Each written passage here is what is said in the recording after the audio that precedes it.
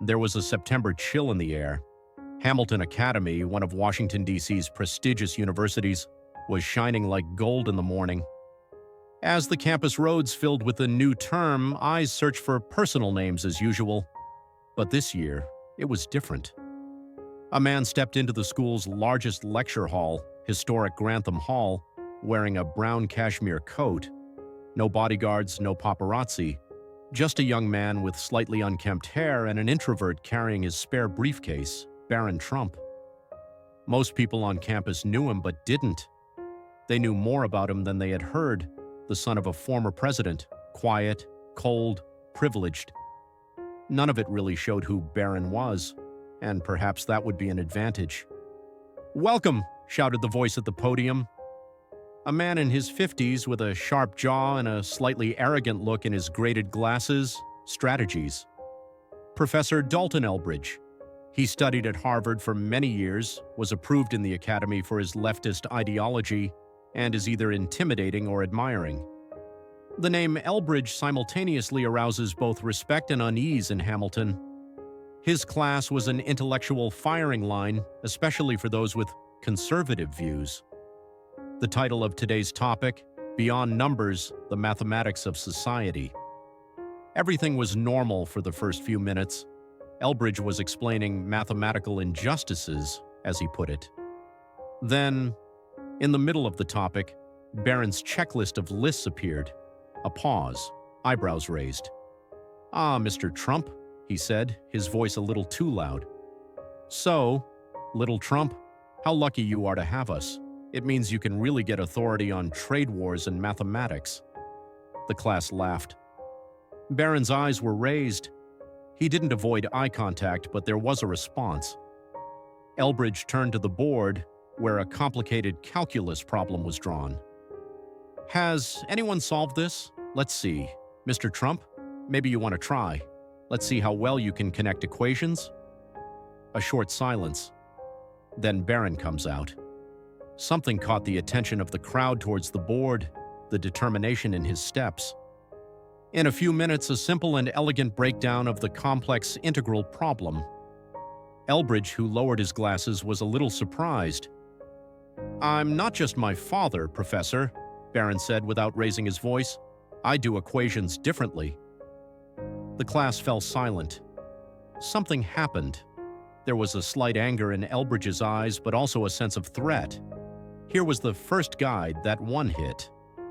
Barron was sitting alone in the campus cafeteria, but notice he was the only one. He was finishing off two students sitting at a nearby table and talking. "Hey, Trump's son, right? Yeah, but did you see the solution? Like the genius, you know." Barron's laptop was open with complex details and codes. At the next table, Clara Reyes, a social science student, watched him closely. Clara was certified for her social justice projects, but her honesty was respectfully protected by both camps. She worked in multiple places and sat next to Barron's desk. "Do you develop software?" Barron looked up. "Number personal investment bots with artificial intelligence, a little hobby." Clara's eyebrows raised. "That's a pretty big hobby." The next week, Professor Elbridge seemed to have a personal mission. He would openly attack Barron in class, his solutions interpreted as too mechanical, soulless, capitalist. But Barron was African. It meant reaction. He just gave more accurate, simpler, more impressive answers. Elbridge was competing with her own ego. Barron's intelligence was increasing, overshadowing his own authority. But Elbridge had a plan: to create a scenario so complicated that he would be embarrassed in front of everyone, and he would do it at the university's annual Mathematics and Society Symposium. Clara and Barron had begun to see the pioneer more often. Barron would tell him about his invisible record. "People only see my last name. What about you? How can you see yourself?" An engineer, a Lösninger, a doer, Clara was swimming. "So you're Barron, not Trump?" That night, Clara would find Barron's secret project, B.Trade, a blockchain-based investment platform for young entrepreneurs. It was in beta, but she had received a wager offer from MIT. Elbridge made an announcement for the symposium. There will be a surprise live solution competition, guest judges, local media, deans, and mathematicians. Barron's eyes narrowed slightly when he did this. Clara said, "This could be a trap, under her circumstances," but Barron just shook his head. "To me, this is just a solution. It's a career thing for him." And Barron stayed in the library that night, alone, not to study, to strategize. A lone table lamp was burning in the garden behind Grantham Hall. Barron Trump was studying lines of code on his laptop, putting the finishing touches on the algorithms he had written. His fingers were fast on the keys, but his mind was faster. He was switching the graphics engine of his B-Trade platform to a special demo mode for that day's symposium. This solitude was Barron's comfort zone, because when he was alone, the only sounds he heard were his thoughts. There was no shadow of his father, no speculations of the press, no condescending gaze from Elbridge, only equations, possibilities, and probabilities. And he knew that the path to success was born from silence. Hamilton University's annual Mathematics and Society Symposium had begun this year with unusual excitement. Grantham Hall was packed. Media representatives, local business people, mathematics professors, and students. They were all here because one of the speakers had the last name Trump. Elbridge stood behind the podium, adjusting the collar of his gray jacket. For him, this wasn't an academic competition, it was a show. And he wanted to reaffirm his own authority by publicly humiliating Barron with the applause he would gain. "Today," Elbridge said into the microphone, her voice echoing off the walls of the hall, "we will discuss how mathematics is a tool in the complex structures of society. But at the end, we will have a little competition, and we have a special participant." Eyes turned to Barron. He sat calmly in his seat as he sat down. Clara glanced at him a few rows behind.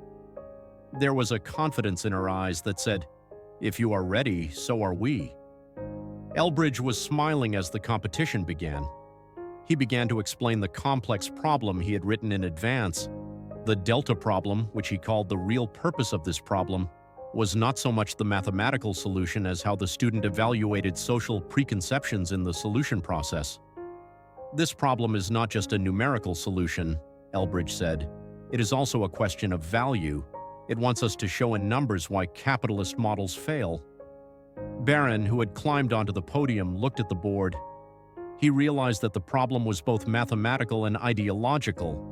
They wanted to kill two birds with one stone: academic refutation and political message. But for Barron, this was not a declaration of war. It was an opportunity. Barron sat at the board and started solving problems. Elbridge's problem was trying to model the distribution of income within a society with a complex series of differential equations. There was silence for a few minutes. Barron put down his pen. Then he connected his laptop to the projector. "The numerical solution is important, of course," he said, his voice clear but not aggressive. "But the real mistake is in the wrong assumptions of this model." His own simulation appeared on the slide. An algorithm he created in the B-Trade system was destroying the equation model that Elbridge had put forward, and instead he was proposing an alternative system that measured equal opportunities within a society. "The structure you call capitalism does not create inequality of opportunity. It creates poorly implemented policies. Numbers do not lie, but if you do not read them correctly, you start to believe your own lie." There was a buzz in the room. Some professors began taking notes. Elbridge's face tightened. "Your equation sets up a system that seems impossible to solve. My suggestion: change the system, not the equation." Clara nodded. For the first time, Elbridge had lost her self-confidence. During the Q&A, someone in the room asked, "How did a 19-year-old develop this?" Barron answered simply, "Staying silent sometimes teaches more than talking." Elbridge took the microphone. "Such an approach may be mathematically interesting, but this is not an academic solution. It is a commercial solution." Barron turned to look at him. His eyes were dull, but his expression was calm. "Professor, the solution is not a commercial solution. It works in real life. While your equations remain on paper, mine creates opportunities for people." The room fell silent. A few people applauded, then the whole room. The atmosphere in Elbridge's classroom the next day was different. The students who had previously kept their distance from Barron had gathered around him this time. Some were asking questions, some wanted to work together. Clara approached him. Yesterday's presentation showed not only your intelligence, but also your heart. Barron smiled slightly. I just learned to ask the right questions. The answers come naturally. Sitting alone in his office, Elbridge watched Barron's projection again, the feeling growing inside him, not anger but menace. This boy was not only intellectual, he had the charisma to connect with the public. If I can't beat him, I'm lost, he muttered. And he made a decision to target. His next move would not be mathematics, but the media. Scene 8, the threat in silence, foreshadowing the next crisis. Barron was studying in the library with Clara. Then he received a notification on his phone. B-Trade platforms' family connections are being investigated. Elbridge had given an interview. It had made headlines with the headline, "Is Barron Trump's financial success truly individual? Or is it family wealth behind him?" Clara pointed at the screen without saying anything. Barron took a deep breath. "This is the first unknown of the new equation," he said, "and I am ready to solve it." End of Chapter 2. The calm before the storm. The shadows were lengthening as the evening sun set on the exterior of Grantham Hall. Barron Trump was walking along the campus path. This time he was not alone. Clara was with him. But behind him were not just footsteps, but a media war that was coming. And that war was not to be endured by equations or simulations, only by character. The morning news showed the same headline on the screens. Is Barron Trump's success real? Professor Elbridge breaks the silence. The channel presenters claim that Barron's entrepreneurial project B-Trade had grown in the shadow of the Trump family. His financial connections were questioned, and the sources behind his success were discussed. The phrase Elbridge used in his interview became the headline, "Mathematics is honest, but prestige, family name, and money sometimes silence numbers." When Clara entered Barron's room, she saw him still undressed, looking at the window, thinking. "It's unfair," Clara said. "When he can't beat you, he attacks your identity." Barron didn't answer. He was thoughtful. "I know I can't play them at the table they set up. I need to set up a new table." Barron sent an open invitation to Elbridge from the university's media center. "Let's talk about real value, not math. Live broadcast, two-way dialogue." The next day, a platform filled with members of the public, students, and media was set up in the large hall of the campus. Elbridge had accepted the invitation. The topic, entrepreneurship, value, and reality. Before the program began, Clara approached Barron and whispered in his ear, "You are not just Trump. You are a storyteller. Today, write your own story." After the moderator introduced the two, Elbridge spoke first. "In this country, young people should be applauded for their success, yes, but someone who comes with a last name advantage makes inequality in society even more invisible.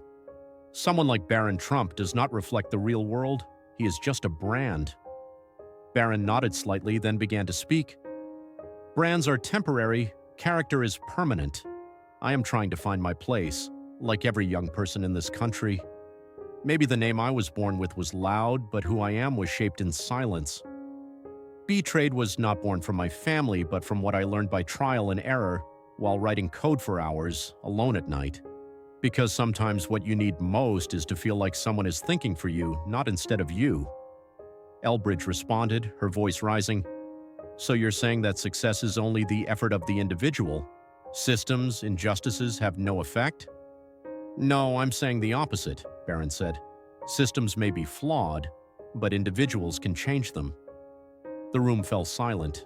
"Mathematics may be honest, as you say, but it's also open to manipulation. If you look at the same data differently, you can get different results. Just like you judge me without understanding me." Elbridge tried to answer, but her words were scattered. For the first time, it was clear to the audience that she had lost. The weapon of intellectual superiority had not worked this time. The moderator gave the last word to Clara. "I'm just an observer, but I noticed something," she said. "This young man wants our generation to be known not just by his name, but by his values. Maybe that's revolutionary enough." The applause started slowly, then grew. Hashtags began trending on social media after the program, #real value.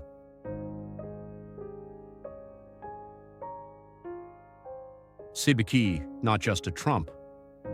Barron speaks. Barron's speech began to be shared under titles like self-respect, effort, and loyalty. Young people, business people, and even some opposition journalists showed respect for his calm but sharp stance. Suddenly, Barron was not a phenomenon, but someone to look up to. A week later, Barron and Clara were preparing to leave campus for graduation. Elbridge was signing her mandatory retirement petition. That day, they met Barron for the last time. "Elbridge, I played you wrong, but I have to admit, you made me think." "Barron, I thank you too. You taught me how resilient I am by giving me a hard time." Barron turned his B-Trade project into a public initiative. His first investors were young software developers, math students, and entrepreneurs. The platform's slogan, "The value is in the solution, not the last name." Clara was now the platform's social impact coordinator. At a press conference, the reporter asked one last question. "So, Mr. Trump, do you ever plan to go into politics?" Barron laughed. "I prefer to ask people what they build, not what they destroy." Then he turned his eyes to the camera. "True value is measured by where you stand, not by your last name. If you build something, it's yours, no matter what anyone says." As the camera slowly pans out, the following text appears on the screen.